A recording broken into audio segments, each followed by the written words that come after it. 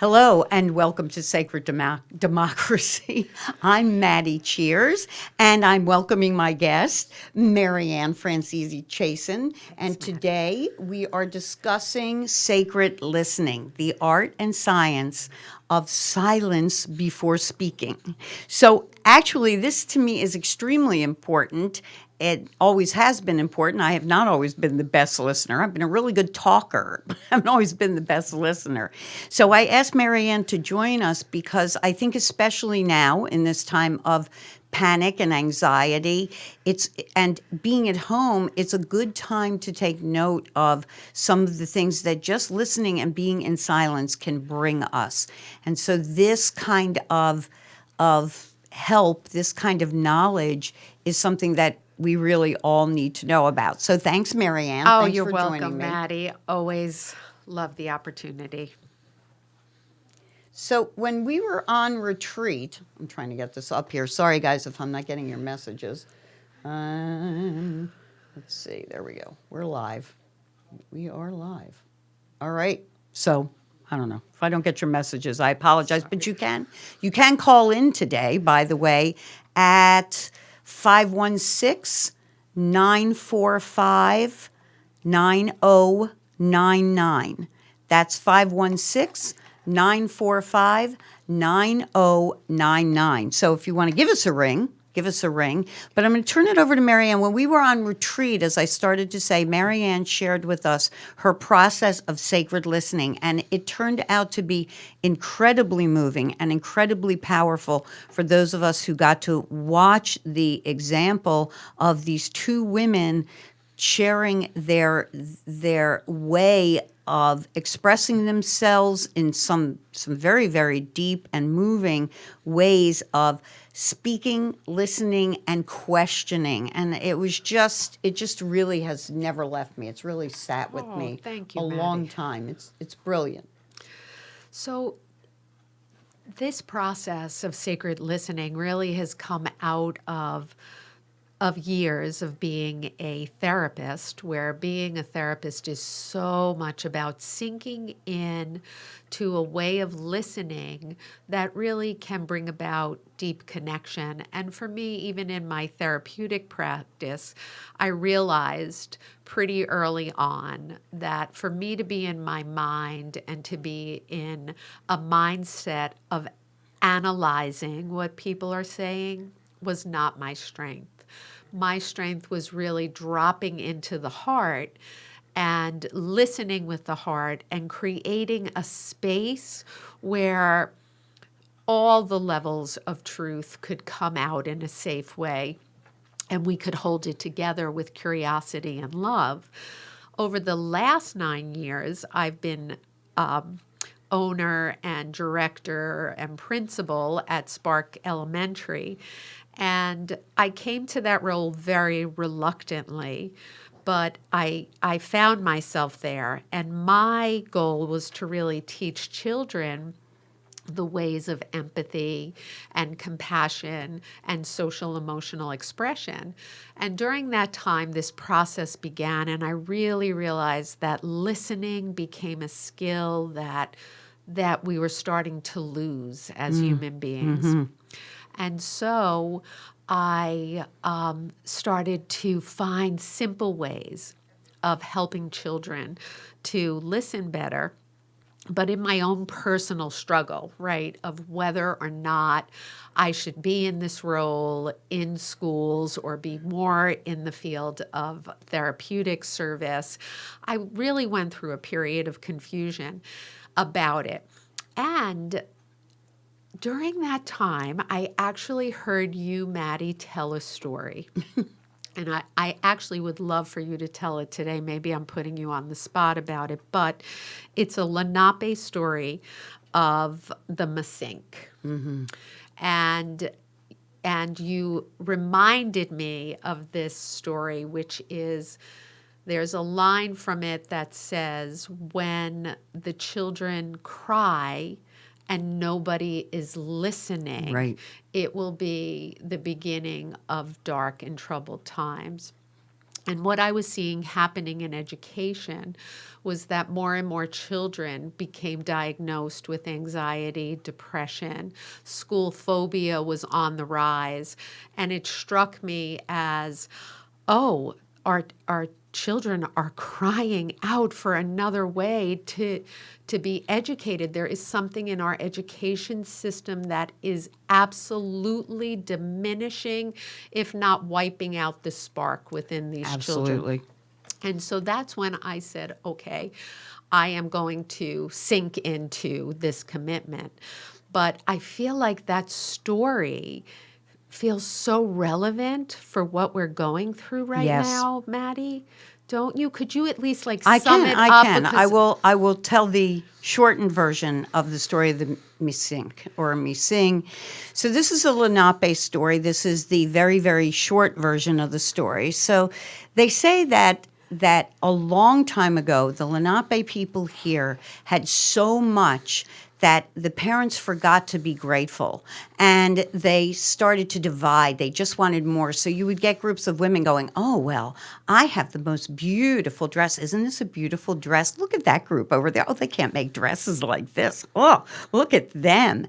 And there would be this division among the women. And then the men, instead of hunting to provide, they were hunting to show, well, I'm the best hunter. Watch this. I'm going to get that big deer over there. One shot. Oh, no, watch this. I can shoot those 2 ducks out of the sky. One shot. And they would just compete and started to leave those animals out there even when they didn't need it. So after a while, what started to happen is the children were simply running amok. There was nobody taking care of them. The women were so busy, gossip, gossip, gossip, and the men were so busy, I'm the best, no, I'm the best, no, I'm the best. And eventually the Creator heard a sound that Creator does not like to hear, the sound of little children crying. And Creator sent, oh, what is this? What's going on here?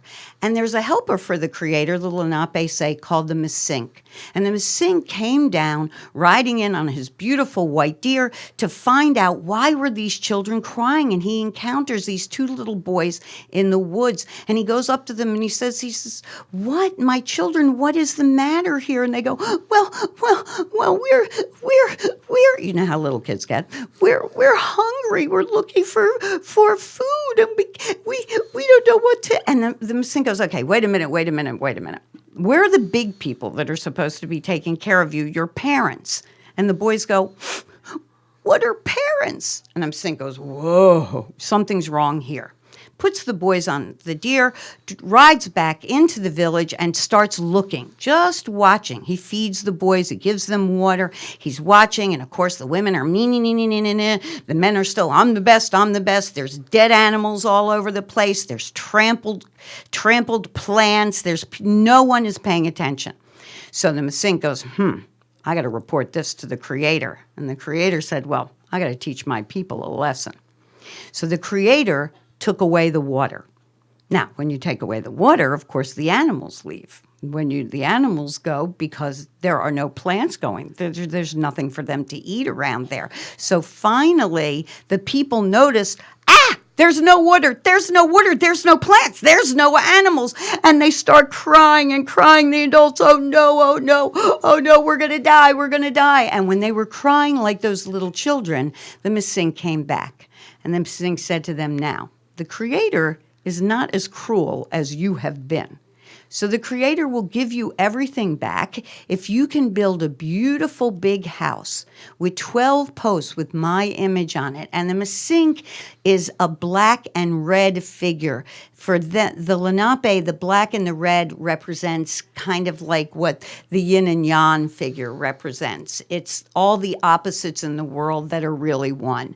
Red is women, black is men, red is day, black is night. So if you can put my figure on all of these posts, and if you can come up with things to be grateful for, the Creator will give you back what you need. So the people built a big house, they carved the posts, they went inside, and then one woman stood up and said, well, I'm grateful that I have the best dresses. And they ran outside. You think the water came back? No. And then another guy went up and said, well, I'm grateful I'm the best hunter. Ran outside. No water.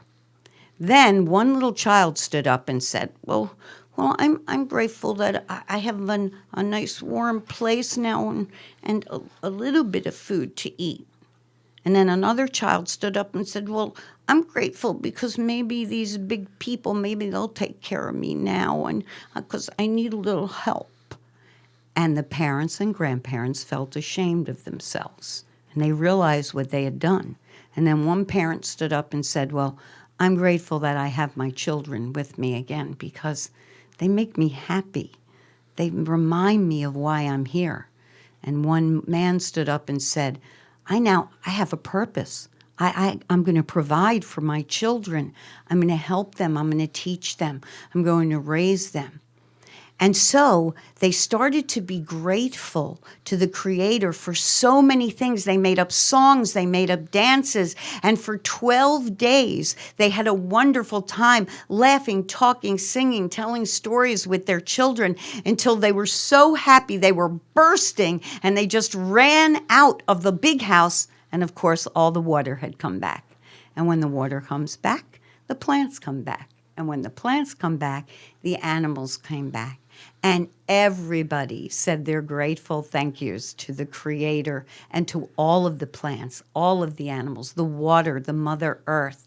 And to this day, the Lenape celebrate a 12-day Thanksgiving ceremony every fall around the old harvest time, around October, and every spring, so that they never forget again how important children and nature are to our very survival, to our heart and soul.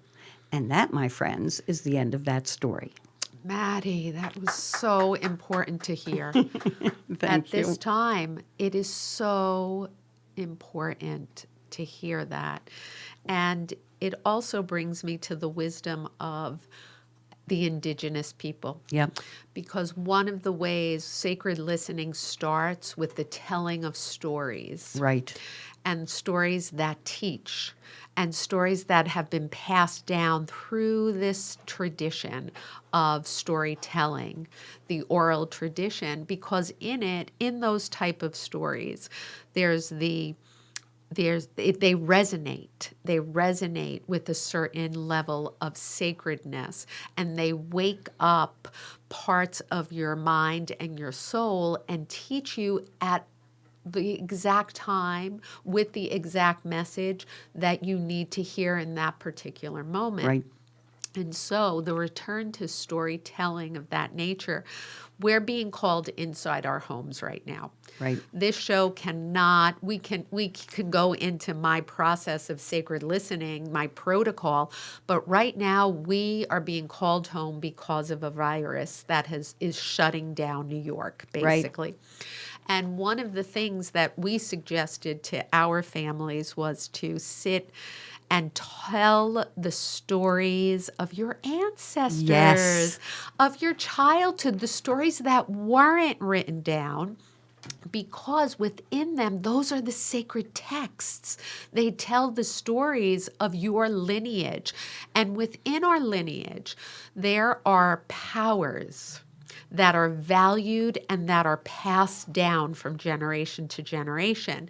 And right now, we need to remember them. Yes, we do.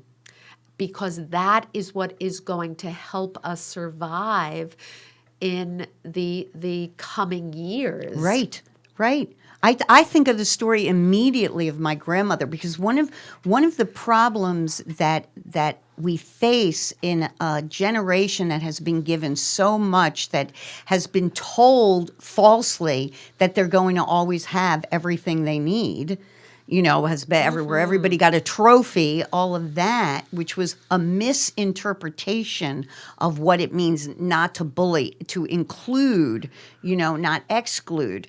But it was sort of like the pendulum went to the wrong side.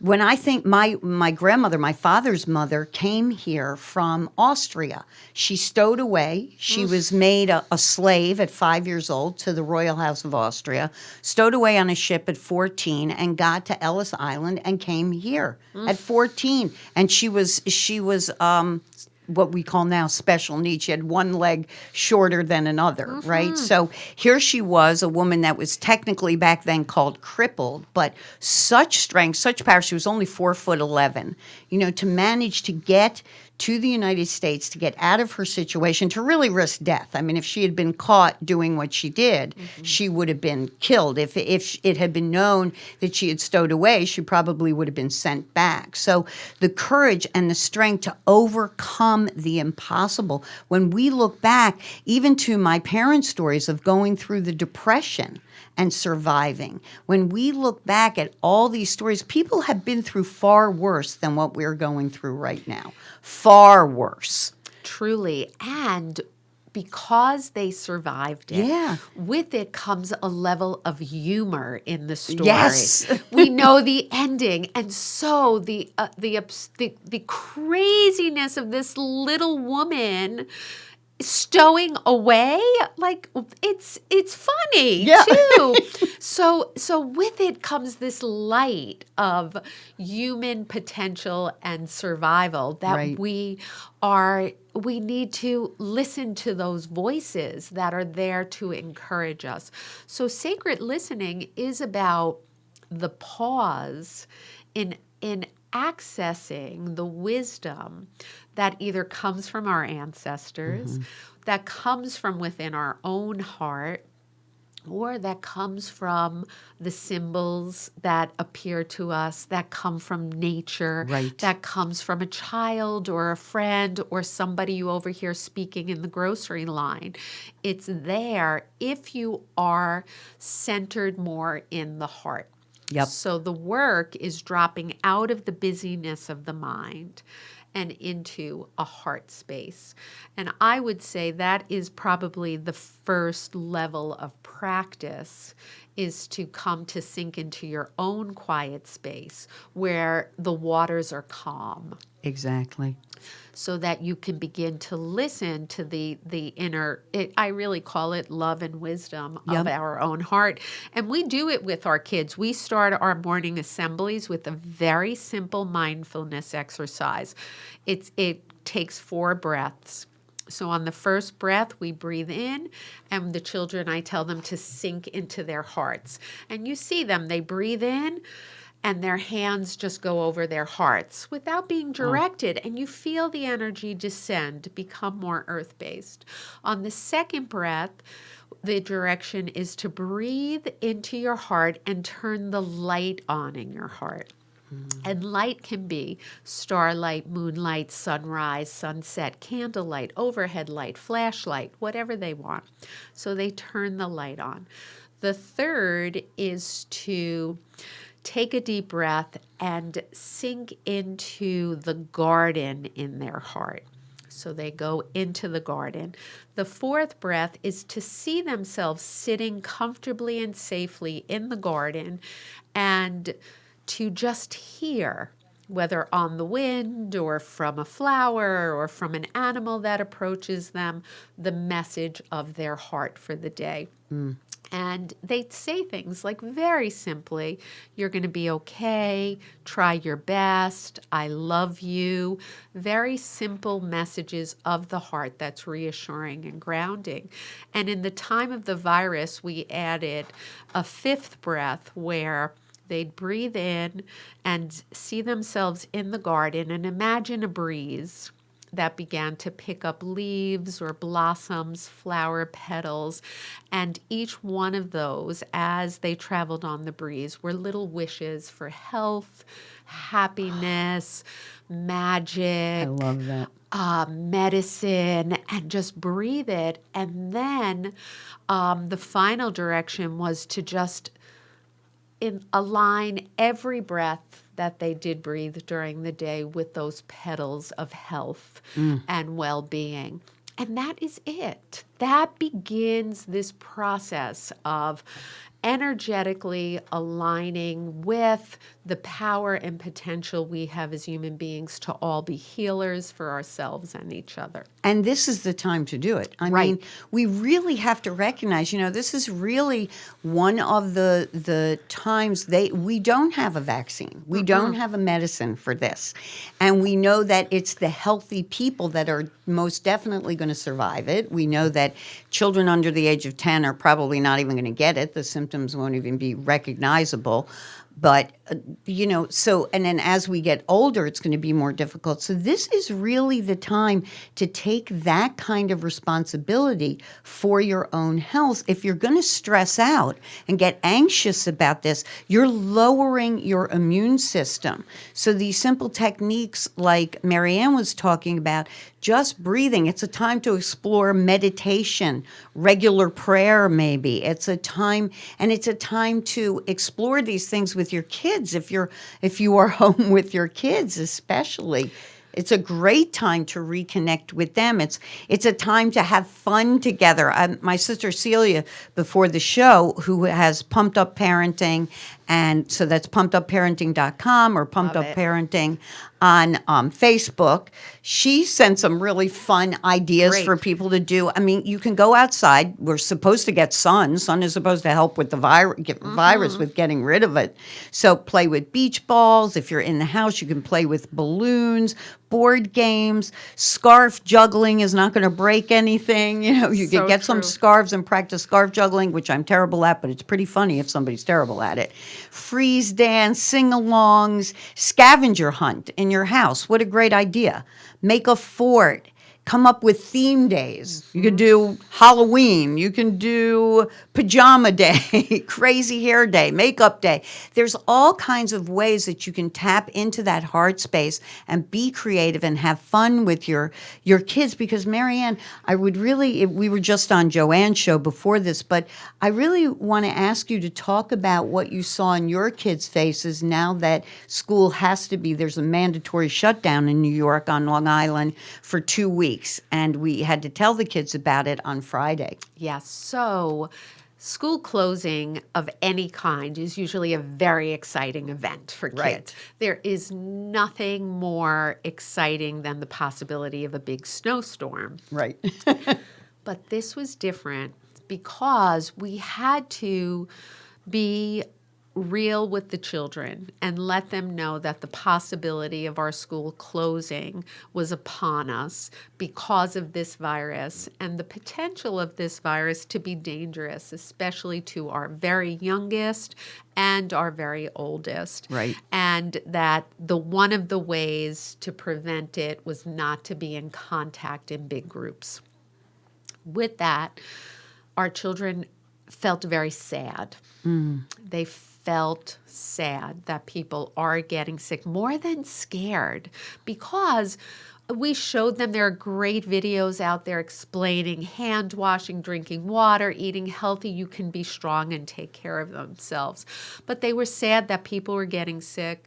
They were sad that they wouldn't see their friends.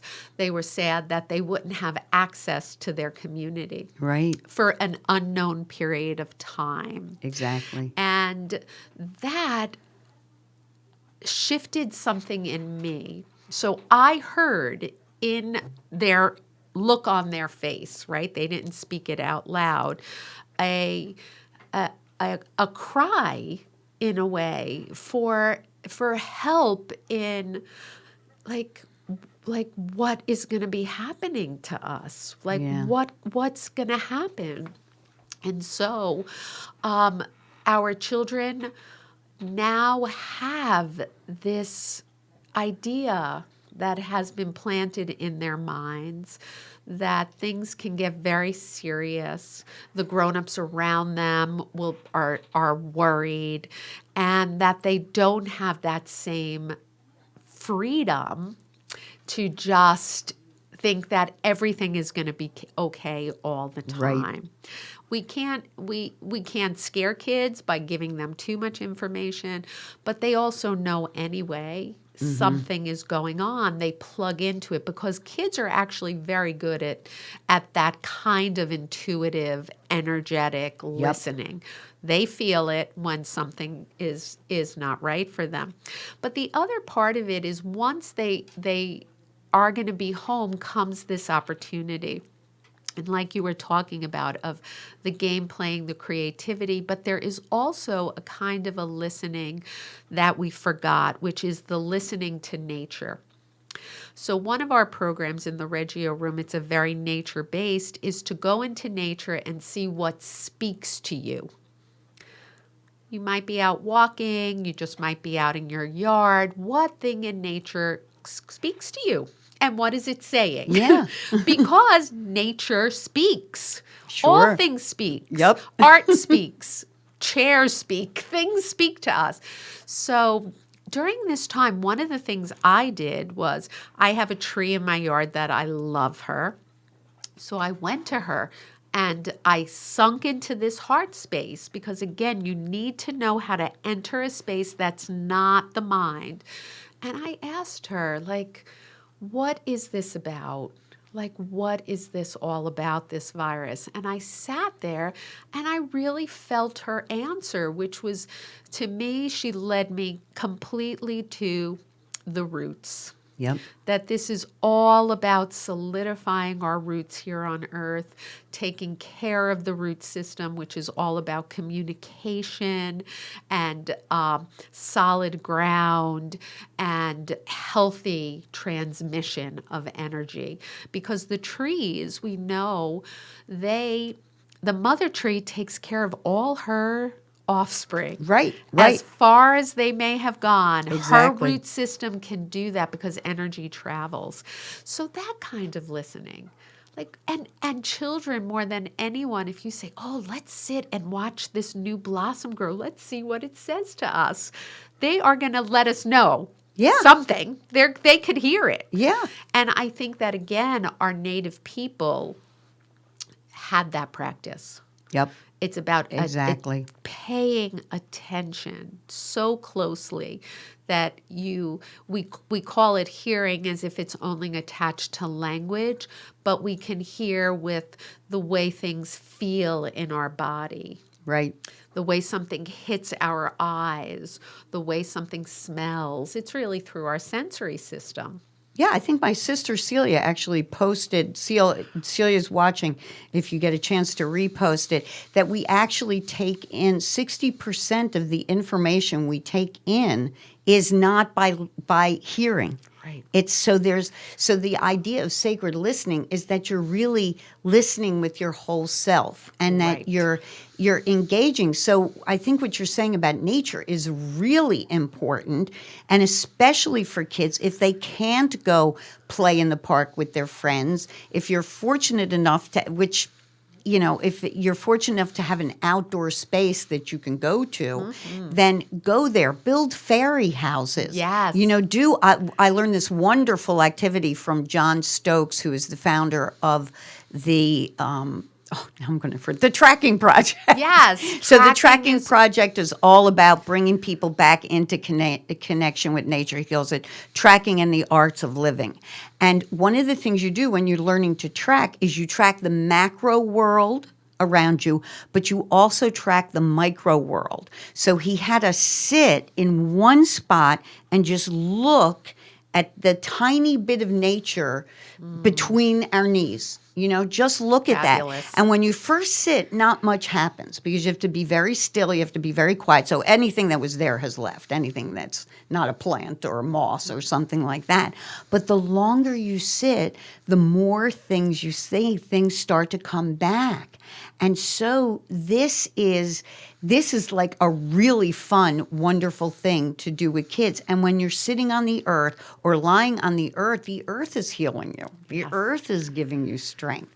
And children love building fairy houses. They do. That you just collect all the things in nature around you and you build fairy houses. And if you don't have a lot of nature accessible to you, you're in an apartment and there's not much outdoor stuff, there's stuff that'll blow in. Go go find it, build it on your deck, build it in your house, or do it with construction paper. I mean, whatever you can do that's going to reconnect us to each other and nature is, I think, vitally important. And like you said, it's a lot of what this virus is about. Celia posted this, it is 60% of communication is nonverbal. And she also points out that adults are anxious about what will happen to them too.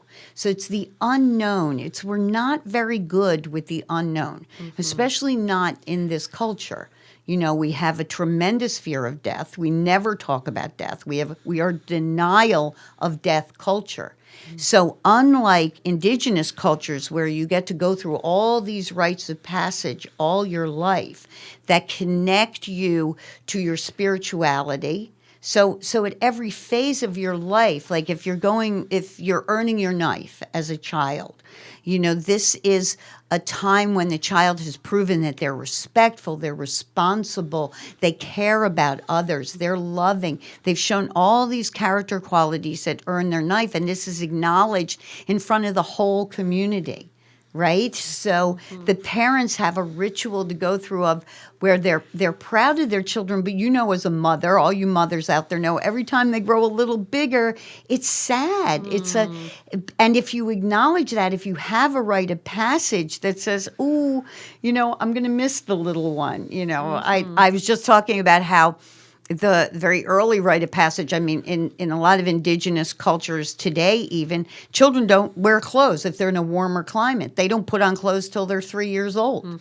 You know, so and that's a rite of passage, you know, so you have these rites of passage that are celebrations, but they're also a time of grieving and saying goodbye to that moment, those moments that you've lost. And we in our culture have done away with our rites of passage. We've done away with acknowledging our connection to the earth and the creator and our connection to each other. So bringing these things back into our life could be very important. Well, because it's the pause. Within that, and because it's ceremonial, there's a sacredness to the pause because it includes reflection on everything that came before and everything that came after. When the Catholic diocese said all Mass is shut down, I heard many people saying, "Oh, I don't have to go to Mass. Yeah. That's great." And I thought, again, something has happened in our places of worship and sacred spaces where people aren't craving to go into. And that's the kind of space that we need to, because that's what teaches us about sinking into our heart. So when Celia says there are so many adults who are anxious about this, absolutely, we have a lot of information pouring in. And that creates a lot of fear and anxiety. And with that comes a sense of not trusting whether it's your anxious mind that's guiding you, Right. or it's your intuitive center that is guiding you. Right. So sensitive people now are filled with a head of anxiety. Oh my gosh, my throat is a little scratchy. This is how it starts. Does this mean I have it, or shouldn't I? So those kinds of thoughts, we will be overcome with them. Right. And this is where the sinking in to the place of calm waters, to the garden that is at peace, becomes very, very important, because it's in that space that we need to ask the question, maybe the question that we've been asking up here in our mind. Ask it in that sacred space, and an answer will come in whether it's language or a sensation or a feeling, and we can begin to trust that. But it's not done in haste. No. It's done in space, in a certain space. So the sacred listening process, when you're actually listening to someone else, the first step is syncing up with the person that you're listening to. So there's a speaker, and we use the Native American talking stick to see whoever is holding this stick is the speaker, and we are listening. And the listener, our children use a heart pillow. So they're holding it because it takes a level of strength to hold someone's story. Yes. To fully listen to all the layers of a story someone is telling you, you need self-comfort. So they hold the pillow. And the first phase, the speaker speaks, and then the listener just says back what they heard. So I heard you say, and this goes back and forth. What that does for the listener, it clears the responsibility of preparing a response. Right.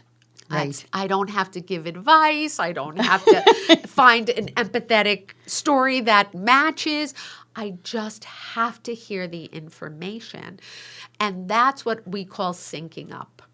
So we do this. Parents do this with infants. When they hold their infants on their body, they're syncing up energetically and beginning to listen to the needs of the child who doesn't have language yet. Right. Right. And it's energetic. You now become held together. And then from there, the next phase is to allow for an intuitive curiosity in asking a question to the speaker. I love that. Right? That just is something you happen to be wondering about from a purely curious mindset. So it's the development of this heart space, a syncing up, and then the curious mind that asks, yeah, but what about this? Or I don't quite understand that. So it expands the story for the speaker, because a lot of times we start a story for someone who needs to tell their story. They don't quite know how to tell it. Right. To uncover the true treasure of that story. And that is the ultimate goal of this kind of listening. It's to find something that you didn't know existed before the conversation. Yep. And what it led to when we watched that at the retreat, what it led to was a deeper understanding within the group, a deeper connection, because the questions that were asked were questions that we wanted to know the answer to. And I love the idea of, instead of we always feel like we have to give a response. Like you said, Yes. okay, Oh I'm my going to gosh. give a response. I have to be the wise one here. What's my response? So you're not even listening at one point, because all you're thinking about is, okay, I got to have the right response. It's got to be wise. It's got to be and so the listening is stopped. But when you're really listening, and the only thing you're going to do afterwards is ask a question, it's like you just said, I just want to repeat that. And this is such a wonderful thing for adults to do with each other, and also to do with children while you're home. Yes, because know? it's not an interrogation. Usually when we speak with our children, right, we are either firing a bunch of questions at them. Right. Or if they're telling us something, we're immediately going to a sense of advice, guidance. I used to do it with my own kids. I would jump in and give them advice. They'd be like, we just want you to listen. Like, we just need someone to listen. Really? It was like, what? How could you not take my advice?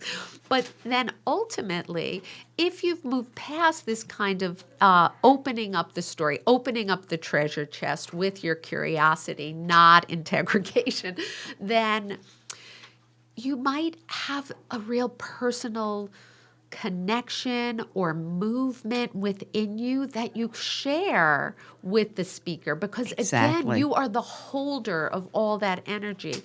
So to simply to be like, wow, I had such a flush of heat coming from my heart in that moment when you said this. That in itself is like such a gift. Right. Because it's an authentic connection. Or I really heard this and I just want to share it with you. Like, you might not know where it came from in you, it just woke up. Exactly. And so it is a kind of sharing that takes you to the center of the soul, where human beings truly need each other to figure life out. Yes. Yes. Like we just do. Yeah. And help us get out of the jam that we put ourselves in. Right. Through our mind, through input, through all these worries or fears. Like, let's just get there. And ultimately, there is a sense of not being alone Exactly. with your story. Exactly. Feeling fully listened to. And then you're able to begin to return back to the real world of just, okay, we move out of this space of the sacred listening and move on into everyday listening. Right. Which isn't at full capacity. It's like Celia says, it's at partial capacity. Right. And that idea of getting away from fears and worries, it's what opens up your heart. It's this shift that we have to make is not so much about, and even though it is, about changing the mind, it's changing the heart. Yes, in the Maddi. way that I see it. When we look Exactly. around the world at these leaders that we have, when we look at Xi Jinping from China, who released this nonsense on the world, right? And we're trying to find the positive in it right now. You know, he's told his people he wants to be loved and feared. I think I even mentioned this last week because it's so typical of the leadership we're seeing all around the world. This very egocentric, it's like you said when I said it to you, what he said when you said abuse. it's abuse. It's It like is. an abusive husband. Absolutely. You know, and we've Or got parent. leaders all over the world that are acting like abusive husbands and abusive parents. And we, the people, we've now got this time in our little houses all by ourselves with our wonderful families to sit back and really take a look. Let's really examine what's our part in this. How do we end up with these teenagers as our leaders, you know? Very adolescent. But I think in general, America is very adolescent. We're Yeah. very, very young, and we are learning the difficult lessons Right. of that kind of quick, impulsive thinking. Yep. And I felt it even as a leader of the school, so much information coming in. I really had to do everything in my power not to just be impulsive in like shutting things down or like telling people this or that. It really takes a certain level of self-control Right. and thinking through that isn't yet available because of the quickness and Yep. of need for response. Yep. And that's where the slowing down comes in. When we return to that are we using our good mind or our quick mind idea? Completely. You know, we really have to start looking at how is fear motivating us to make choices. When we look at these leaders all around the world that are either forcing their way, intimidating their people, torturing their people into leadership, you know, when the greed that goes on in our country in putting people into leadership positions, we really need to spend this time and really think about where is my responsibility. It's like we talked about earlier. Where is your responsibility in your own health care? You're talking about the garden. You know, this is a perfect time. We're lucky in a way that this virus is hitting in spring. And in these next couple of weeks all around the country, if you're fortunate enough to have a place to start a garden, Yes. start a garden on your property with your kids. Yes. Start it in a planter on your balcony, but Yes. grow your own stuff. And this way we can start becoming more self-reliant. You know, so the shelves are emptying out, mostly of toilet paper, you know, and chicken, apparently. Toilet paper and chicken. There's a big run on important. toilet paper and chicken. So we need to raise our own chickens, Yes. get our own eggs, Yes. you know. Yes, it's possible. Yeah, and how much Completely. fun do kids have planting? And then again, you're outside in the sun, everybody's I'm getting planting. healthier. What is the toilet paper plant, Maddi, that the Indians used? What's it called? It grows wild. Like lamb's ear? Mullen. Mullen. Right. So plant some mullen. Plant some. You'll find it wild all over Long So Island. there We have we a go. huge stack of it, you know. It's very good. Make if sure you run out of reseed- toilet paper. Right, get those big leaves off, the big fuzzy leaves off the bottom. It's true. Mother Right, Nature plant it. provides it all for us. She does. And, you know, and just in coming back to the masink, one of the things you had told me that the mask being half red and half black, that it's slightly more red than black because that is the feminine Right, needing to have a little bit more of the vote, Right. 51% versus the male energy, because archetypally, right, the mother is the earth, is the care for the children, Right. is listening to the needs for the future, Right. because of the care for the children. And so I am just holding that story very closely right now. Yep. And I also am feeling like blessings for the water are very necessary. Yep. And it's just keeps coming to me with this virus, just our waters, whether it's our internal waters that need to be healed, cleansed, our external waters, and an appreciation for the mother and for the land that our children are going to inherit. Yes, absolutely. I'd mentioned Ken Wilber in the previous show, but one of the things that he points out, let me just look for the reference in here so I get the woman's name right. But he refers to a very famous woman who wrote, wait, I'll get her name right. Carol Gilligan wrote a book called In a Different Voice. And in that, she points out that men think hierarchically and women tend to think relationship, relationally, if that's a word. So unfortunately, the women's movement seized on this to say, oh, well, men, the patriarchy, this is the root of all evil. And we women, because we're thinking relationally, we're going to save the world. Except what have we stopped doing? We've stopped doing that.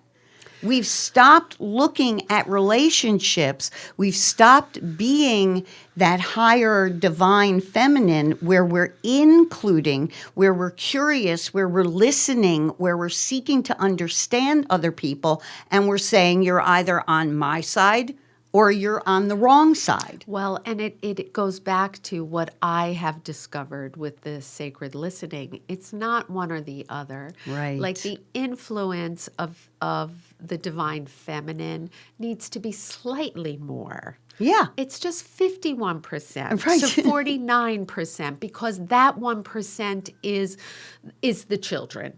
It really is. Yep. But it does take connection to truly make miracles, to shift perception. That's what happens ultimately if we really go into that inner Right. spiral of this sacred kind of listening with all our heart to another person. Then that is the heart of it, the need that we as human beings have for each other. Right. People need people, but being present Yep. and connected to the heart. And compassionate. Yes. That's yes. when Yes, and curious. Those yes, inclusive. inclusive, compassionate, and practice on the people you disagree with the most. Yes, that's a beautiful challenge. Yeah. That is a beautiful challenge. Where can you be compassionate? You have fears. All of us have fears. Yes. And all of us are facing them right now. Mm-hmm. Fear of death, the big one, right? Many people facing this right now. So connect with that and look at somebody you disagree with and see in them, say to yourself, what are those fears? If I was listening to this person right now, sit down and listen to the person you disagree with. Find them on YouTube, whatever it is, and see where you can connect to their fear. That's what sacred listening is all about. And once you realize where that is, then you can see in yourself where your fears are, where your responsibility is to other people. where we Yes. are all responsible to each other. And that goes back to Maddie, you talking about love and fear, Right. right? Not coexisting. What love does is it asks the question very sincerely, what are you afraid of? Mm-hmm. And it listens. And it's one of the things I do when I disagree with someone or someone's making me like, well, how can you be saying that? I think, what is he afraid of? Like, what is she afraid of? Right. It helps me to get beyond the defense that comes forward with fear and come into there's very human survival fears, emotional fears Right. that connect us all. Exactly. And so once we get to that, the conversation changes. It It does opens up. completely. We connect. Completely changes because we connect. And that is what people are seeking. And the slowing down that we can do in this next couple of weeks or maybe even longer. Doing with our own children, doing with our spouse, doing with our friends, and when you talked about humor, when we did a Zoom birthday party for my dad yesterday, who turned 92 and who is in that group that you can't, is at risk. He has COPD, he has heart disease. I mean, he can only be with his healthcare workers at home. We can't visit him for a long time until everything is cleared for him. So we did a Zoom meeting, and it was hilarious. That's a I mean, wonderful thing. we did, aside from singing happy birthday, and blowing out candles on each muffin or cupcake we had.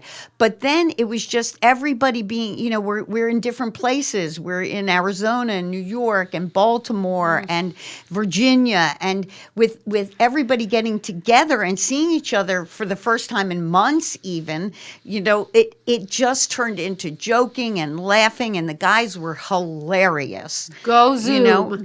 Go Zoom. Right? I mean, Zoom. Do it. Fabulous. Yeah. Fabulous. And like Celia said, when she has this comment here, find your common thread. If there is one common thread, first, laughter is the best medicine that can heal all of us. It's that humor.